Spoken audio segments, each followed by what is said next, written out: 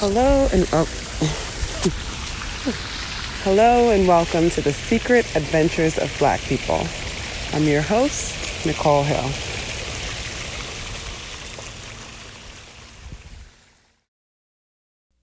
I made this 2-part bonus episode out of a phone call that I had with my dad and my teenage nephew, Kyler. My dad told us the story of the first time that he ever saw Roots as a kid. This was his first experience seeing state-sanctioned violence being committed against Black people on TV, and, even though it was fictionalized, it still affected him and the other Black kids around him. Today I'm sharing part 2 of this bonus episode. It's like a check for understanding between my dad and my nephew. It's important that young Black people know all kinds of things, really beautiful, powerful, uplifting things. But it's also important that they learn about some other things, too.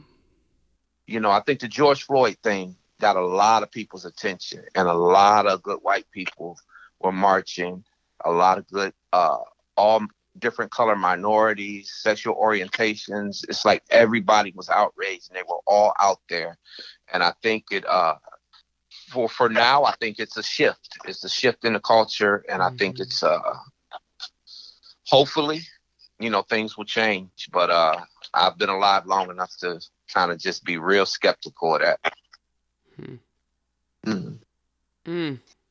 Yeah. You remember when we talked about Emmett Till? Yeah.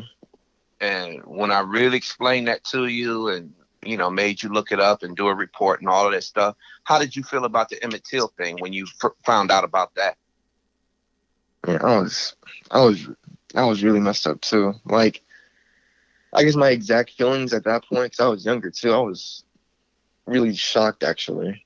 Like, they really did all that just because a dude did a wolf whistle at some other guy's wife. Yeah, I guess I was just really shocked. The fact that Nick got away with that too. So the George Floyd thing probably didn't affect you as much as the Emmett Till thing? I mean...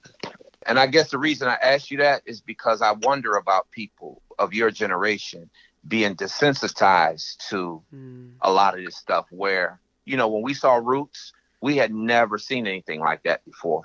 So it really messed us up, made us angry, made us want to fight, made us, really, really angry. And it's like, so you're growing up like you were born pretty much with a cell phone. And so you're growing up at a time where you see stuff like that, and it's like, wow, that's messed up, and you keep it pushing. I'm just wondering, like, is that I know you understand that it was bad, but it didn't necessarily affect you, like it didn't affect your life, I guess.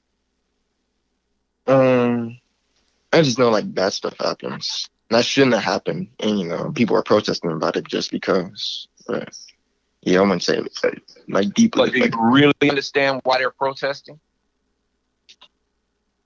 I mean, so like that exact situation doesn't happen again, right?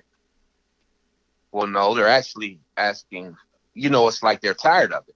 It's like for so many years, we just accepted police brutality. We accepted racism, unfairness. And so we have a whole young generation of people that's your mom's age and younger that, we're my generation. We sort of accepted it and we played the game. Well, their generation, they're not accepting it. Like they're they're saying women should be treated equally. Like, they accepted a lot. We accepted a lot of stuff for a long time. And now women are standing up and they're coming forward and saying, no, this is wrong and this shouldn't happen to women. And now the police reform, like when they say change, that's what they're talking about. Like, we need to change this country. We need to change the rules. Policemen should be held accountable. We watched them beat Rodney King. That was another pivotal point. Like, you literally watch these guys on TV, all of these cops surrounding him, and he doesn't have a weapon. He's not fighting back, and they're just beating him mercilessly for no reason. And it's like they all got off. Like, they literally all got off. And it's hard when you got an all-white jury who just refuses to have any kind of compassion, to try to even understand. Like they'll say, yeah, well, there had to be a reason. And it's like these guys that are killing these guys, you know, the jury, that's their sons, that's their nephews, that's their cousins. So, you know, they're gonna, I guess, you know, stick with their team. And I think in a way we want to protect you and shield you from a lot of this stuff. But at the same time, you're growing up and, you know, you have to kind of know the world that you're going into. Because like when I asked you how it made you feel, you never said anything like, well, it made me fearful, like if I'm dealing with a cop, like that cop would do that to me. Because when we were young, they took, you know, like people told us, like they literally, all the adults would tell us like how to deal with cops. Like, and it wasn't, you know, I think white people's parents tell them, oh, the cops are your friend. If you get in trouble, find a police officer. He'll help you. That's not what they tell us. And, you know, you being a black male, it's like that will be going off to college soon and out into the world. And it's kind of important. So, like, my mom did have that talk, too. Like, what exactly, like, step by step, what to do, like, when you get pulled over by a cop. Yeah. Like, how to handle that situation. So, yeah, like, I am, you know, wary of, you know, cops and whatnot. But when she has a conversation with you, do you understand why she's having that conversation with you? Yeah, I acknowledge I could die in that situation.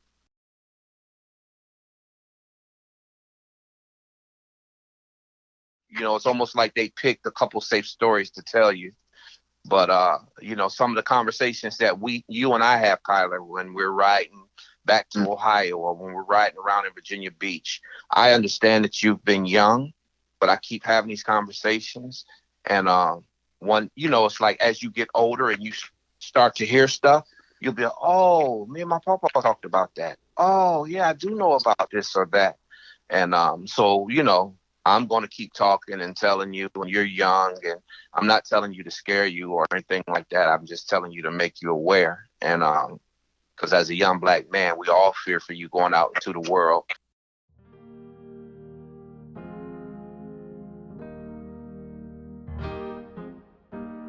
All right, Tyler. Well, you know, I'm supposed to be coming up there in a couple weeks, so maybe we'll get together and watch it then. All right. Yeah, I look forward to it. I need to hear all about it if y'all do. Yeah, if we do, maybe we'll clue you in, and after each episode, we'll give you a little breakdown, and you can see what you can do with it. I love that. Okay. All right, guys. I love y'all. Love you. Kyler, I have some more videos to send you. All right.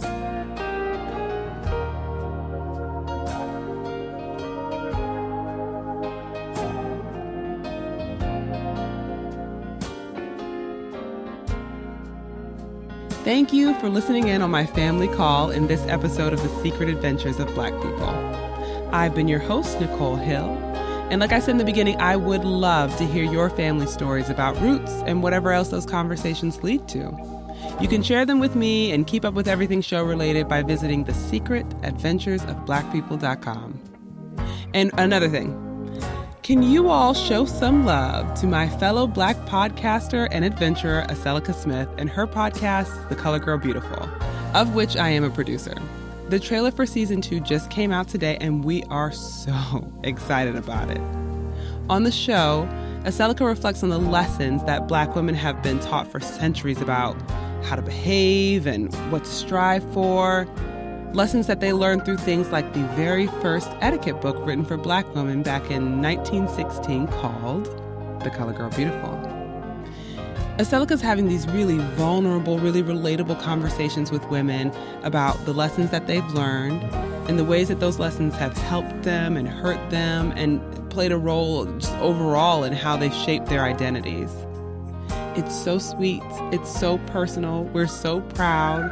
And I hope you'll check it out when you get a chance. That's The Color Girl Beautiful, wherever you listen to podcasts. Okay. Yeah, that's everything I wanted to tell you. I mean, that and wear a mask and happy holidays, happy everything, whatever you celebrate. And keep an eye on your feed for more stories about Black folks holding it down across space and time.